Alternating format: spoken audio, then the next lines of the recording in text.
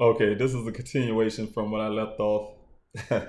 I forgot to plug my computer up, so it just died on me. So, but I was saying is from my last video that with this young lady's case, Lawrence Smith was what I was talking about, how they approached the case, and in her department from where she lived, and the apartment that she lived, that family had to go through the way they botched the scene.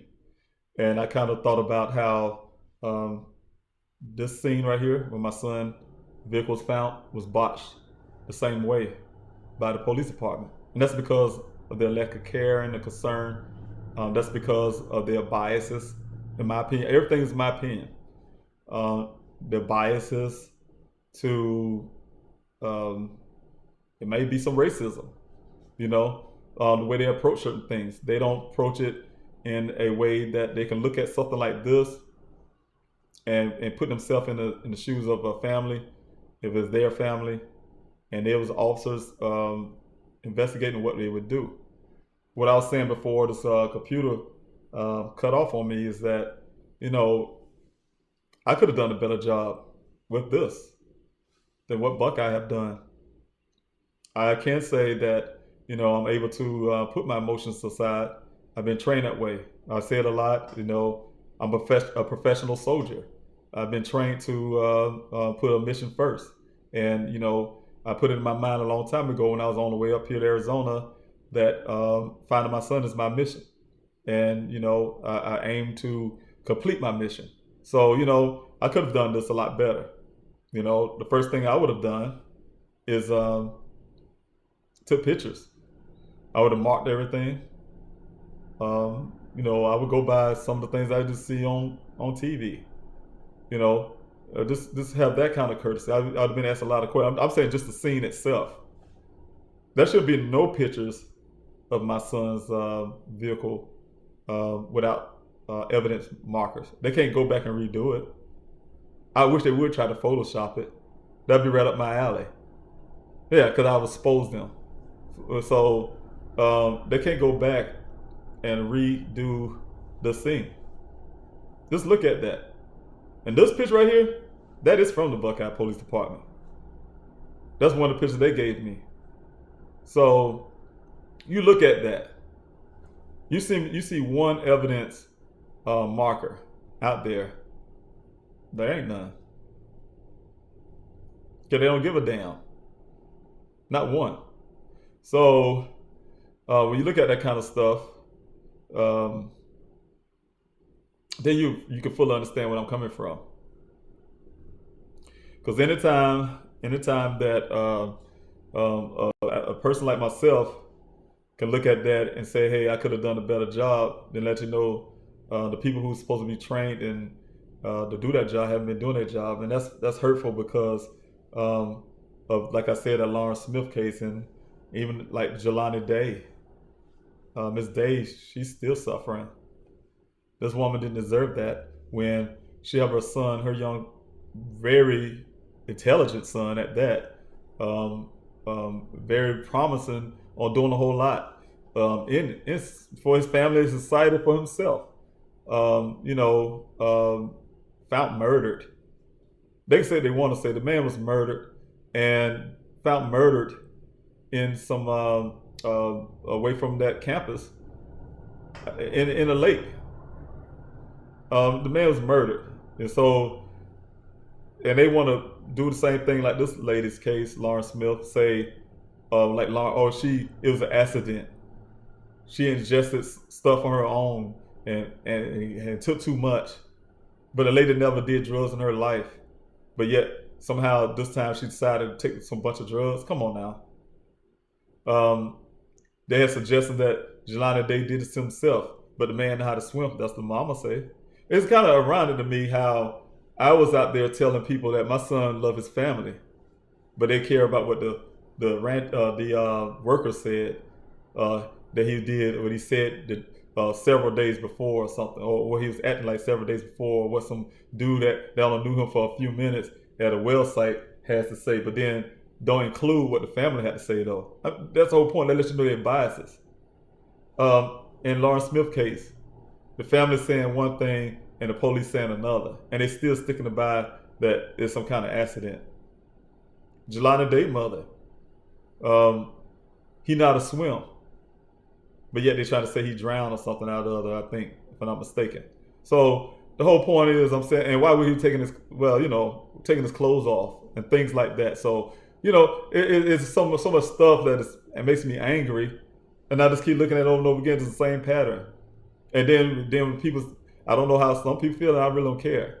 But it's the truth is the truth. If you look at it from a standpoint where it so happened to be a lot of these black families or people of color, that things or biases like this is being given.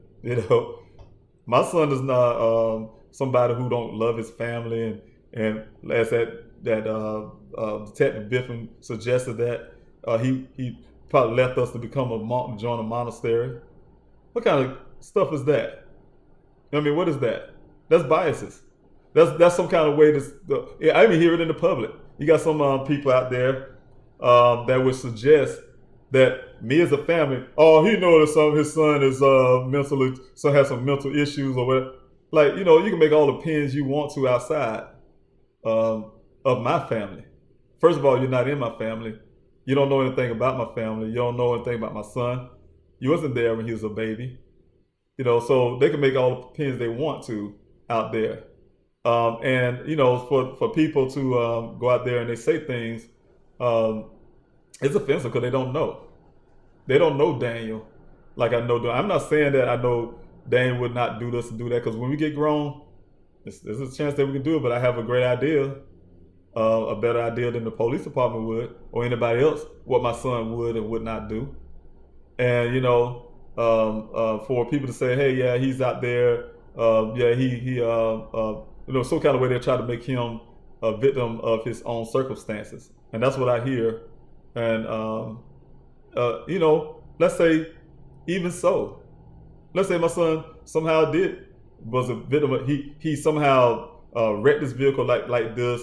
He spread his clothes on the ground, and he took his sock and threw it over there by the well over near the well site. And one guy suggests, he just walked around with one sock on and one sock off, and just dropped it over there. That's the direction he was going, back to the well site. That's plausible.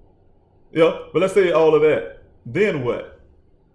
Then what? He walking around naked. Then what? You get what I'm saying? Then what? Let's throw all that off to the side. Then what? Why the police department's not looking for him? Why they're not doing everything they can to find him?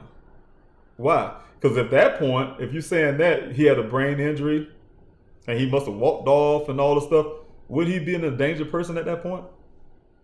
He had a brain injury, but that's okay. He's a grown man. He got with a brain injury. He can just disappear, and we don't really have to look as hard. Come on now. It's because you don't want to.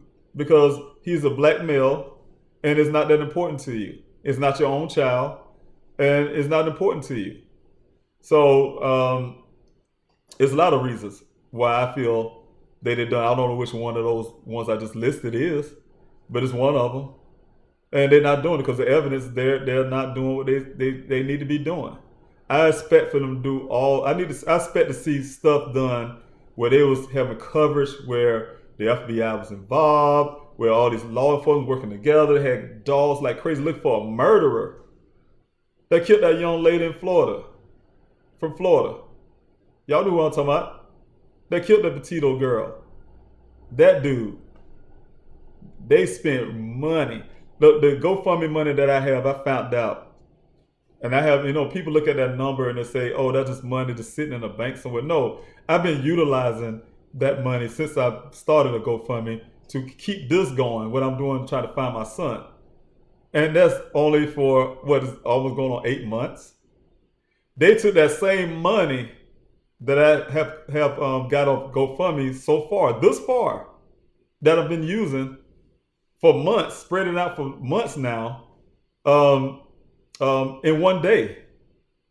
For these people to go out here and use all the helicopters to whatever, they do that in one day. The amount that I have now in one day. And how many days is out there looking for? They look for these people. I don't know. I wouldn't kid. I was also busy. It seemed like months to me, or at least weeks.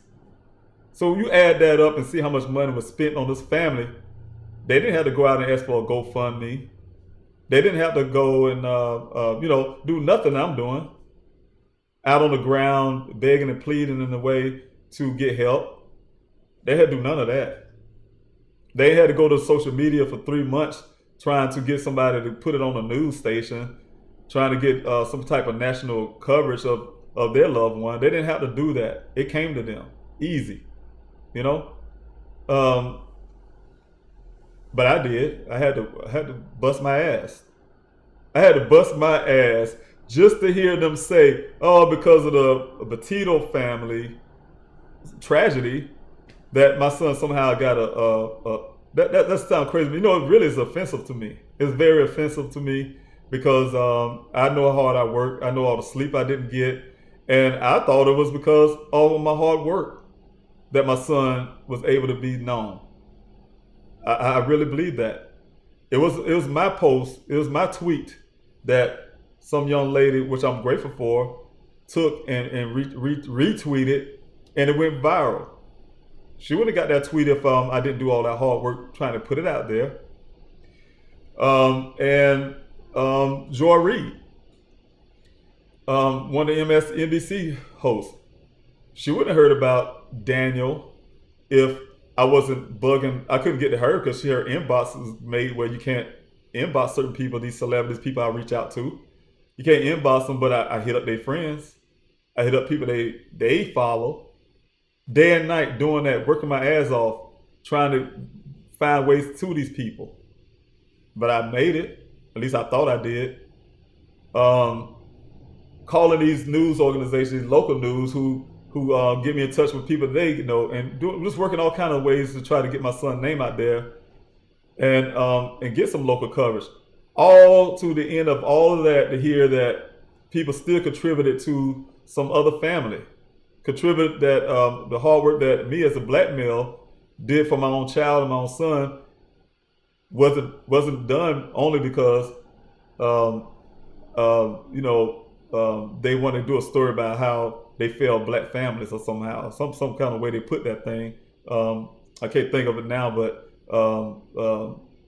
how they do black family, which they do, and it's hard, so when a person like myself try to not think of things that way in life. I didn't raise my children to have biases about anybody.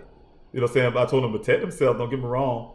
I had to have the talk to my sons and my daughters, like, when the police pull you over, what not to do, what to do. And I get nervous about that all the time. Hell, I was nervous about reporting my son missing because I thought the police, and I'll be honest with you, I wasn't up here in Arizona to be there when they go to his, I was hoping they go to his apartment to see if he was there, check his apartment. And I was afraid, not being there to witness it, that they gonna go in there to look for him and end up killing him or something. That was thoughts in my mind. I don't trust the police like that.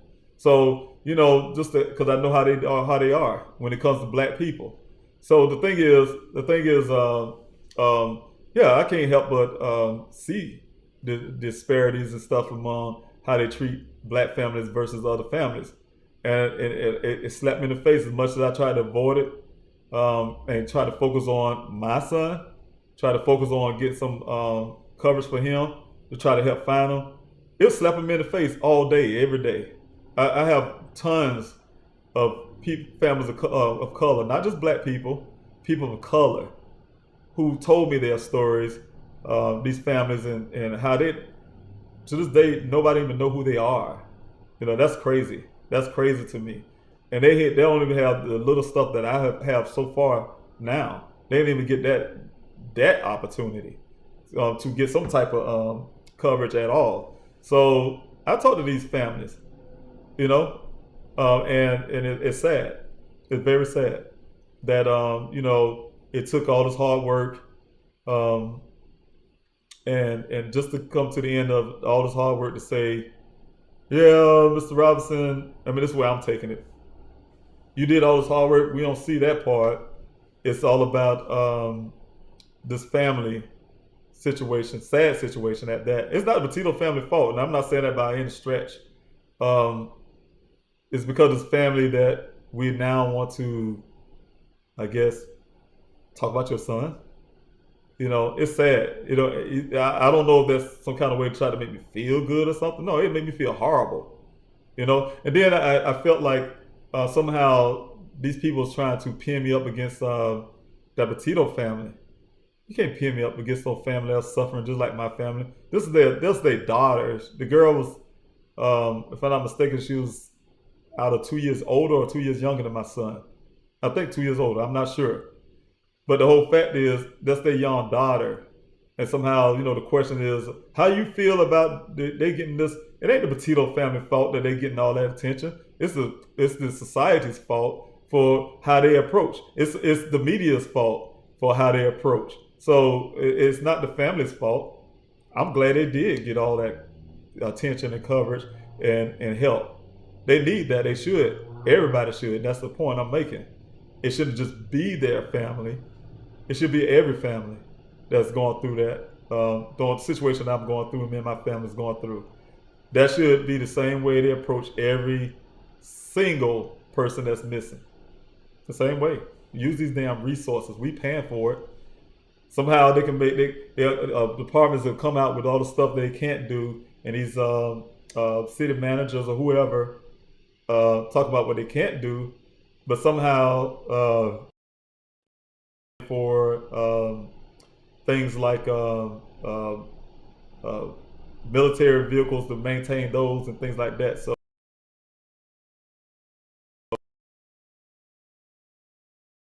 difficulties, and I'm at to straighten that out. So thank you for listening.